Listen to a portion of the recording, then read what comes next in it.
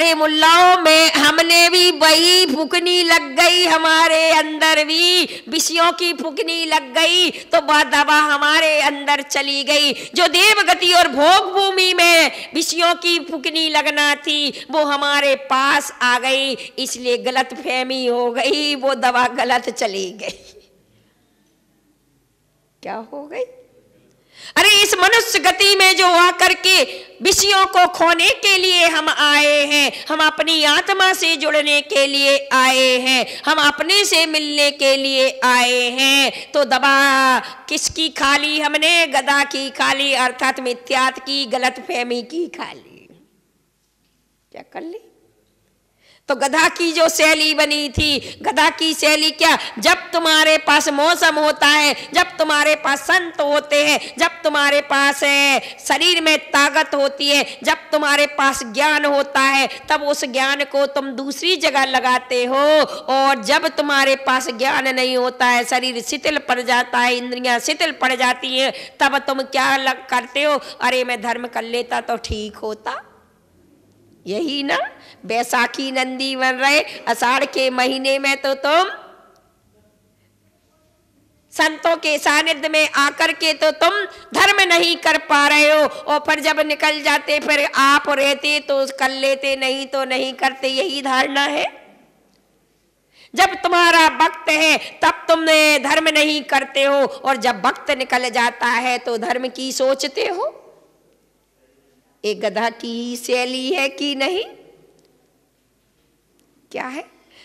हम अपनी जो हमारे ऊपर गलतियां हैं वो हम अपनी गलतियां नहीं देख करके पर की गलतियां को देखते रहते हो। ये दृष्टि बन गई है, इसीलिए बीमार हो। बीमार क्यों हो? बीमार तो यही गलत फहमियों से बीमार हो। तो बात अपनी चल रही थी कि वह विद्यार्थी बहाने बनाने में टाइम खराब कर रहा था, अर्थात ज्ञान खर्च कर रहा था। हमने भी अपना ज्ञान पूरा का पूरा, यदि ज्ञान खर्च हो रहा है आपका, तो ये 5 इंद्रियों के विषयों में या फिर पर में, पर को कैसे हराएं, पर के पास ऐसा क्यों आया, इसमें ज्ञान जा रहा कि नहीं? पूरा का पूरा ज्ञान आपका यदि जा रहा है तो पर के हराने में जा रहा है, या पर के बारे में जा रहा है, पर के लिए जा रहा है, अपने के लिए नहीं। जुड़ तो रहे हो लेकिन पाप से जुड़ रहे हो, जुड़ते रहे हो परिग्रह से जुड़ रहे हो, जुड़ तो रहे हो परिवार से जुड़ रहे हो, जुड़ तो रहे हो किससे? पुद्गल से जुड़ रहे हो, जबकि जुड़ना किससे है? आत्मा से। तो आप जुड़ने के लिए आए हो, पर कैसे? गलत फहमी वाले जुड़ रहे हो। किससे? जबकि जुड़ने आए किससे? अपनों से। अपनी क्या है? ज्ञान दर्शन आत्मा अपनी है, धर्म अपना है। तो यहां पर वह बालक बहाना खोज रहा था, रात भर नींद जागृत की, अर्थात जागरण किया, नींद खोई। खोया तो, सोचा तो, पर क्या सोचा उसने? पर को फंसाने वाला। ध्यान रख लेना, हर व्यक्ति यदि नाव यदि आपकी सागर में है और उसमें छेद हो, यदि नाव आपकी सागर में और उसमें छेद हो तो डूबेगी के? बोलो पारस जी, डूबेगी ना? पक्का डूबेगी। क्यों? क्योंकि उसमें से पानी आ रहा है, और पानी आते ही, और यदि नाव सागर में उसमें छेद ना हो तो उभरेगा कि नहीं? या छेद बंद किया जाए तो पार हो जाएगा कि नहीं? ऐसे ही हमारा ज्ञान, ये आत्मा हमारी नाव है, तो यह शरीर हमारा नाव है, और इस नाव में ज्ञान में अज्ञान रूपी या मिथ्यात रूपी छेद हो गया तो ये हमारा आत्मा कहाँ गिर जाता है? नाव में बैठा है, किसमें है? नाव में बैठा है आत्मा, और ये नाव में बैठी हुई आत्मा यदि इसे नाव में छेद हो गया मिथ्यात का, तो कहाँ डूबेगी? संसार समुद्र में डूबेगी। कहाँ डूबेगी?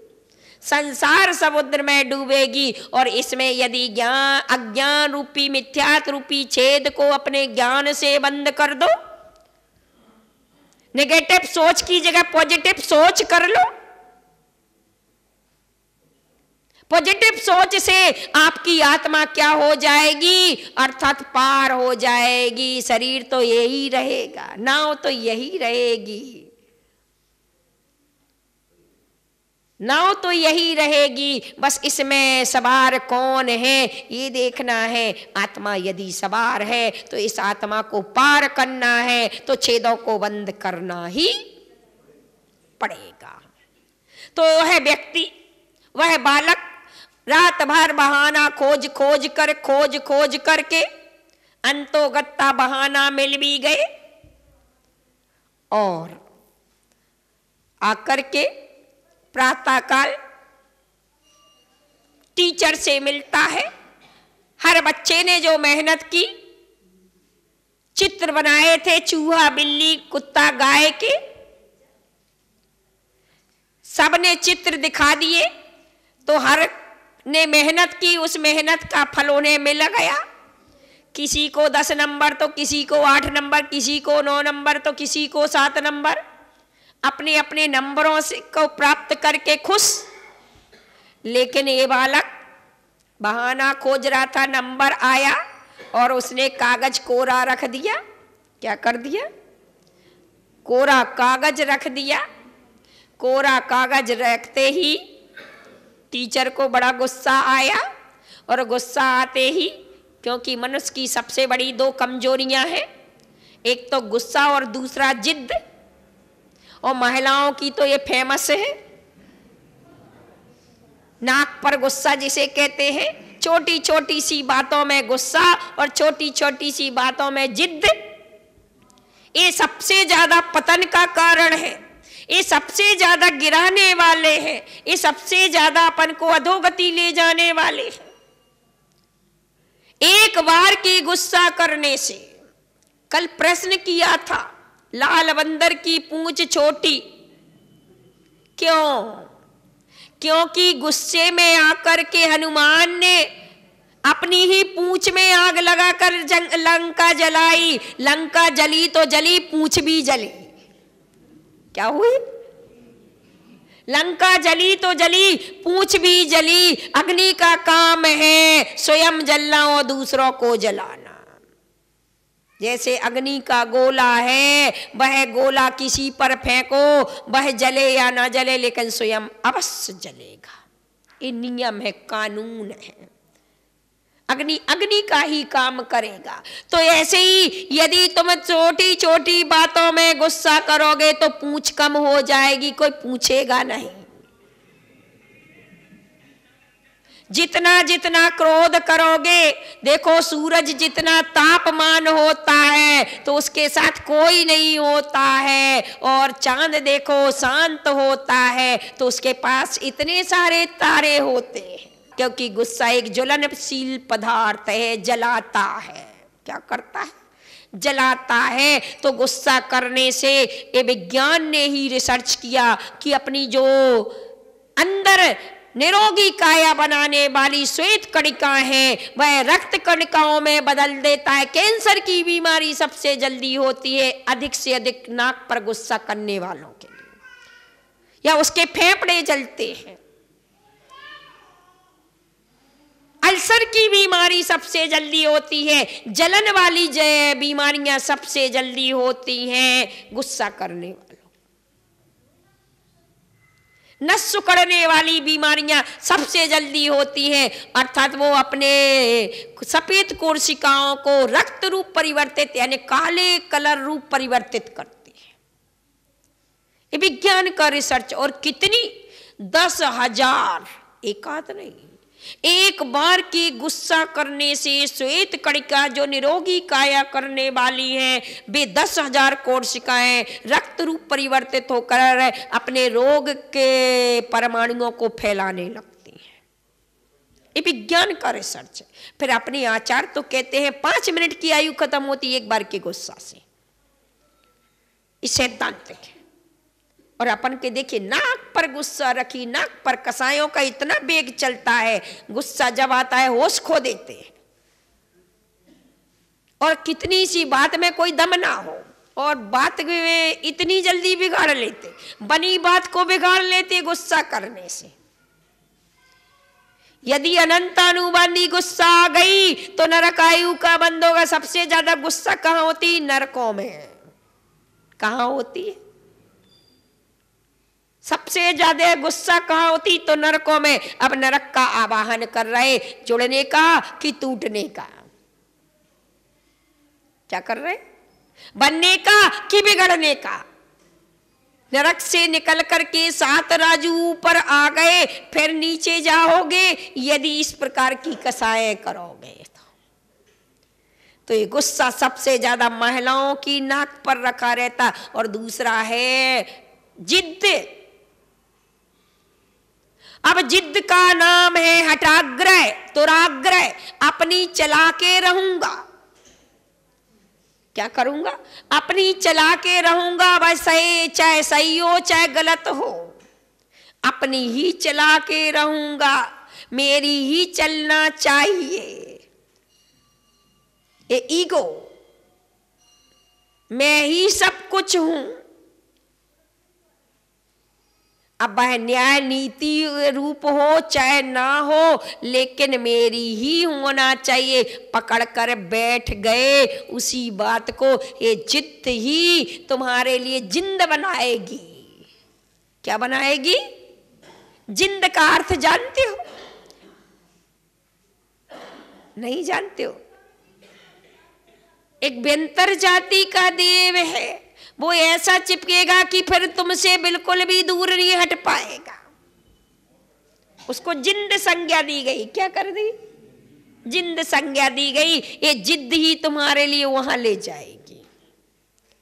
सोचिए, तो ऐसी जातियों में और ऐसी जगह पर ऐसी चीजों को प्राप्त करना, तो अभी से आदत डालो, क्योंकि तुम्हें चाहिए ना। कोई भी चीज को चाहिए तो उसको बार बार रिवीजन करो तो वह मजबूत होगी। जो चीज तुम्हें चाहिए उसकी तुम अभी से आदत डालो, और जो चीज नहीं चाहिए तो उसकी आदत को छोड़ो।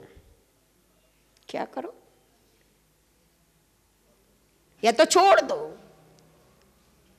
तो ये सबसे बड़े खतरनाक हैं, दुख के देने वाले हैं, और ये तुम्हें सबसे ज्यादा पतन का कारण बनाते हैं, गुस्सा और जिद्द। और सबसे ज्यादा आज के बच्ची जिद्द। यदि ठान लेंगे तो मुझे यही चाहिए, यही चाहिए, यही चाहिए, बुराई के लिए पकड़ के बैठ जाएंगे, मुझे यही चाहिए। अरे इतना अच्छाई के लिए पकड़ के बैठो। क्या करो? इतना अच्छाई को पकड़ के कभी ये नहीं कहते हैं कि नहीं मैं यही करूंगा, माला ही फेरूंगा, माला ही फेरूंगा। ये कोई जिद्द नहीं करता है। यदि जिद्द करता है तो क्या करता है? अर्थात मुझे साड़ी चाहिए तो चाहिए, खाना चाहिए तो चाहिए, पीना चाहिए तो चाहिए, ये चाय चाहिए तो चाहिए, खिलौना चाहिए तो चाहिए। ऐसी जो जिद्द तुम्हारी चल रही है, ये सबसे ज्यादा खतरनाक है। महिलाओं के अंदर आई है या बालकों के अंदर हठाग्रह आया। आज तो हमारे अंदर भी दुराग्रह आ गया है, हठाग्रह आ गया है। मैं जो कह रहा हूं, मैं जो कर रहा हूं वो ही सही है, और शेष जो कर रहे वे सब मेरा जो है वही सब सही है, और सबका। ये भी एक जिद्द ही है, ये हठाग्रह ही है। देखना हर जगह हमारे यहाँ जैसा चल रहा है वो चाहे कैसा भी चल रहा हो, लेकिन जो चल रहा है वो सही चल रहा है, हमारा ही। यही जिद्द चलती है कि नहीं, इसको जिद्द ही कहते हैं। तो आज जगह जगह पर ये चीजें चल रही हैं। इसको दुराग्रह कह सकते हो, हठाग्रह कह सकते हो, जिद्द कह सकते हो। यही हमारे पतन के कारण है। अरे जो तत्वों का अर्थ निकलता है उस अर्थ को ग्रहण करो, तब सम्यक दर्शन होगा। तत्वार्थ श्रद्धानम सम्यक दर्शनम। तत्वों का जो अर्थ सह श्रद्धान करता है, फिर उसके लिए चारित्र में ढालता है, फिर दृढ़ता को प्राप्त होता है, तो वह चारित्र कहलाता है। अरे चित्र तो है और चित्र में तुम चारित्र की हठाग्रता करो तो ये दुराचार है। सम्यक चारित्र में सम्यक शब्द क्यों लगा? क्यों लगा? जब आचार्य उमा स्वामी उज्जयंत गिरी के जंगलों में आहारार्थ निकले, क्या उज्जयंत अर्थात उज्जयंत गिरी का मतलब है गिरनार की घनघोर पहाड़ियों के बीच से जब वो निकले आहारार्थ के लिए, तो एक बोर्ड पर लिखा देखा कि दर्शन ज्ञान चारित्राणी मोक्ष मार्ग। क्या लिखा था? दर्शन ज्ञान चारित्राणी मोक्ष मार्ग। तो मुनि ने देखा और आहार से लौट करके आए तो उन्होंने सम्यक शब्द जोड़ दिया। क्या कर दिया? सम्यक शब्द जोड़ दिया। इतने में जो आश्रम बना करके एक दोपायक नाम का एक विद्वान था, जिसने लिखा था बोर्ड पर, वो कहीं गया था, तो उसने माँ से पूछा, माँ यहाँ से कौन निकला, ये शब्द कौन जोड़ के गया? तो कहा यहाँ से एक निर्ग्रंथ गुरु निकले और वो इस ओर की ओर गए। वह दौड़ता दौड़ता गया, अवसन्न भव्य था। अवसन्न भव्य का मतलब निकट भव्य था। जिसको जल्दी से जल्दी मंजिल चाहिए तो वो लक्ष्य कभी भूलता नहीं, वो अपने लक्ष्य को हर वक्त ध्यान देता है। और गया और जाकर के भगवंत को साष्टांग नमस्कार किया और प्रश्न कर दिया, भगवान भगवान। क्या प्रश्न किया? यह प्रश्न किया कि सुख कहां है, या सुख कहां मिलेगा, या आत्मा का हित कहां है? तो उन्होंने कहा मोक्ष में। क्या बोला? मोक्ष में। तो उन्होंने कहा मोक्ष कहां है, मोक्ष कैसे मिलेगा? तो उन्होंने कहा मार्ग में। तो वो मार्ग क्या है? क्या पूछा? मार्ग क्या है? तो उन्होंने कहा कि आपने बोर्ड पे तो लिखा है। क्या कहा? बोर्ड पे तो लिखा।